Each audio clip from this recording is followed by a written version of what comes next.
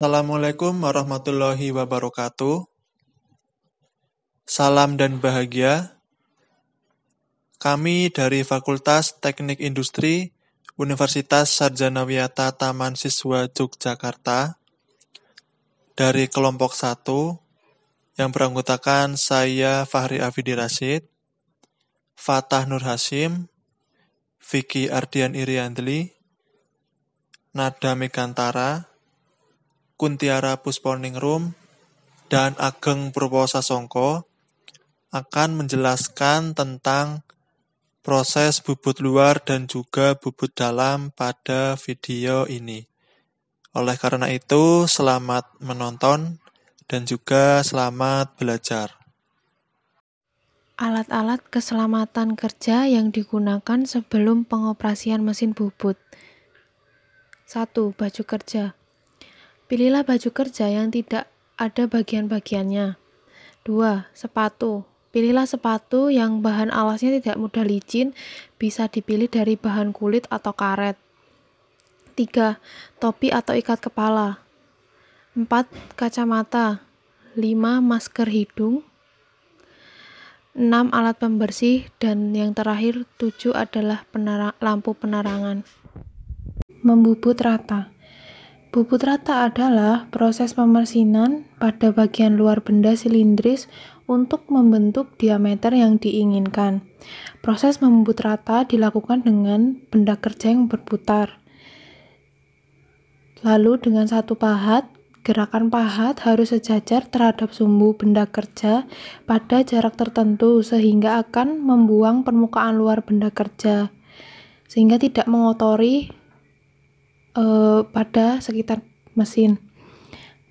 Sedangkan peralatan yang dibutuhkan dalam proses membubut rata adalah 1. Seperangkat mesin bubut. 2. Alat ukur yaitu vernier kaliper. 3. Pahat bubut. 4. Kunci cekam dan kunci pahat. 5. Senter pahat.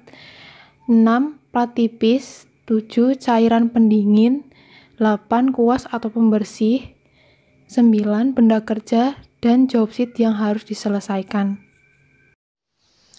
Baik, setelah tadi kita mengetahui tentang apa itu bubut rata dan alat apa saja yang diperlukan, di sini saya akan menjelaskan tentang toleransi. Ada beberapa jenis yaitu toleransi khusus, toleransi sesuaian, dan toleransi umum. Untuk yang pertama adalah toleransi khusus. Toleransi khusus nilainya lebih kecil dari toleransi umum, namun lebih besar dari toleransi sesuaian. Sebagai contoh, yaitu pada komponen upper press, yaitu dengan nilai diameter 50 plus 0,05 dan minus 0,00. Jadi, komponen tersebut nilainya boleh diameter 50,05 sampai dengan 50,00. Selanjutnya yang kedua adalah toleransi sesuaian. Toleransi sesuaian adalah untuk benda yang berpasangan.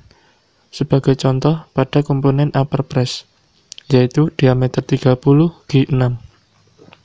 Untuk mengetahui nilai toleransi G6 dapat kita lihat pada tabel.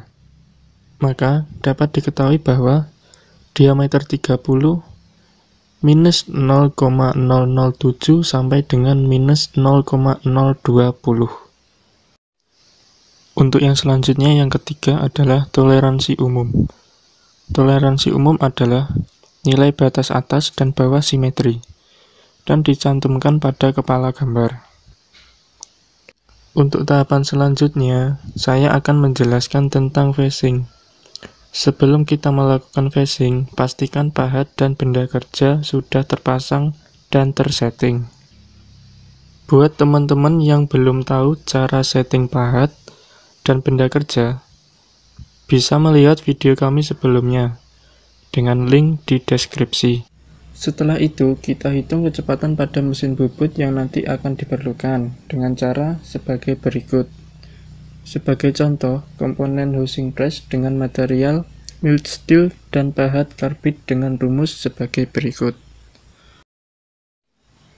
N sama dengan V per Pi dikali DO.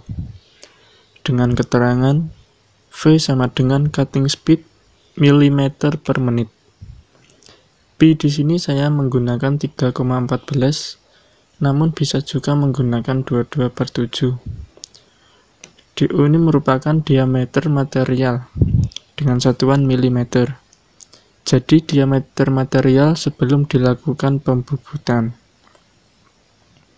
Maka diperoleh hasil N sama dengan 100/3,14 dikali 50,8. Dengan keterangan 100 dari tabel, 3,14 dari rumus Pi, dan 50,8 merupakan diameter material awal yang nantinya akan dilakukan pembubutan menjadi diameter 50. Karena V sama dengan milimeter per menit, sedangkan pada tabel meter per menit, maka diperlukan perubahan terlebih dahulu ke milimeter per menit. Maka N sama dengan 100.000 per 3,14 dikali 50,8 sama dengan 100.000 per 159,512. Maka dapat diketahui bahwa kecepatan mesin bubut yang diperlukan adalah 626,91 rpm. Sebelum melakukan pembubutan, pastikan pahat dan benda kerja sudah tersetting. Lalu nyalakan mesin dengan kecepatan 626,91 rpm. Pembubutan luar housing press sendiri dimulai dengan proses pembubutan muka atau facing. Proses ini merupakan proses untuk mengurangi panjang benda kerja. Selain panjang benda kerja, proses ini merupakan proses untuk menghilangkan sisa bekas gergaji pada saat pemotongan manual. Ketika melakukan pembubutan kasar, gerakan pahat luar ke dalam lebih disukai. Dan sebaliknya, ketika melakukan finishing, gerakan pahat dari dalam keluar lebih cocok diterapkan.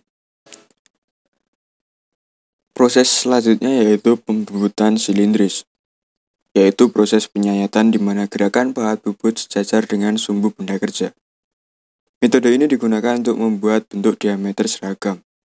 Jika pada proses pembubutan housing press, pembubutan ini digunakan untuk membuat diameter 50,8 mm menjadi 50 mm.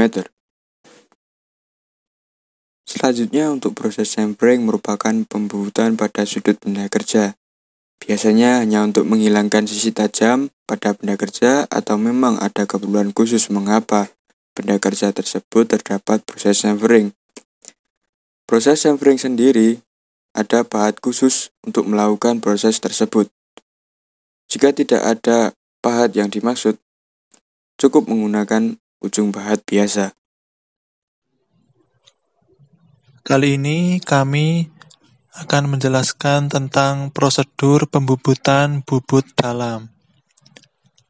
Proses kerja pembubutan diameter dalam pada dasarnya sama dengan membubut rata, namun dilakukan pada bagian dalam diameter benda kerja yang sebelumnya sudah dilubangi menggunakan mata bor.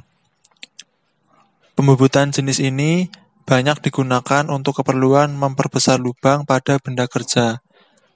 Alat potong yang digunakan adalah pahat bubut dalam. Gambar ini menunjukkan arah gerakan dan penggunaan pahat rogging finishing pada proses pembubutan diameter dalam. Pengerjaan pembubutan dalam memiliki tingkat kesulitan yang lebih tinggi. Hal ini dikarenakan proses penyayatan tidak dapat dilihat dan diamati secara jelas oleh operator. Operator mesin bubut harus lebih berhati-hati dan fokus dalam menjalankan eretan mesin, agar pahat bergerak sesuai dengan yang direncanakan.